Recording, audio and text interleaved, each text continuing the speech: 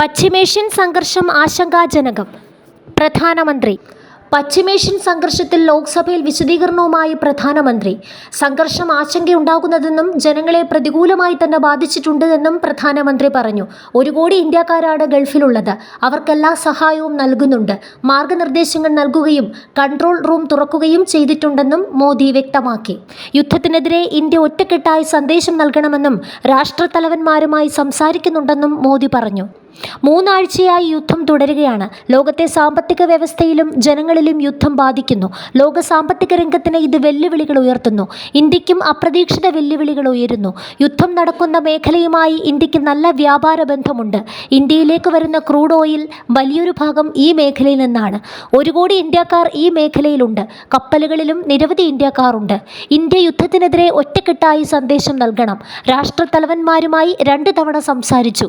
ചിലർക്ക് ജീവൻ നഷ്ടമായത് ദുഃഖകരമാണ്. പരിക്കേറ്റവർക്ക് ചികിത്സ നൽകി വരികയാണ്. ഇന്ത്യൻ എംബസികൾ അവിടെയുള്ള പൗരന്മാർക്ക് എല്ലാ സഹായവും നൽകുന്നു.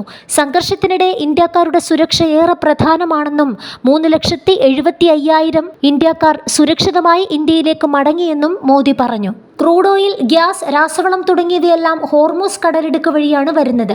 നിലവിൽ ഹോർമൂസ് വഴിയുള്ള യാത്ര തടസ്സപ്പെട്ടിരിക്കുന്നു. രാജ്യത്ത് സാധനങ്ങൾക്ക് ക്ഷാമം അനുഭവപ്പെടാതിരിക്കാൻ ശ്രമിക്കുകയാണ് ചെയ്യുന്നത്. ഗാർഹിക LPGക്കാണ് ഇപ്പോൾ പ്രാധാന്യം നൽകുന്നത്. ആഭ്യന്തര ഉൽപ്പാദനം വർദ്ധിപ്പിച്ചിട്ടുണ്ട്. കഴിഞ്ഞ 11 വർഷത്തിനിടെ നമ്മുടെ ഊർജ്ജ സ്രോതസ്സുകൾ വൈവിധ്യവൽക്കരിച്ചു. 41 രാജ്യങ്ങളിൽ നിന്ന് ഊർജ്ജ ഇറക്കുമതി നടത്തുന്നുണ്ട്.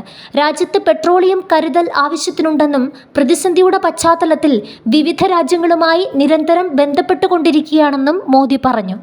നിലവിലെ യുദ്ധത്തിൽ ഇന്ത്യയുടെ നിലപാട് വ്യക്തമാണെന്നും മാനവികതയ്ക്കും സമാധാനത്തിനുമാണ് ഇന്ത്യ നിലകൊള്ളുന്നതെന്നും മോദി കൂട്ടിച്ചേർത്തു.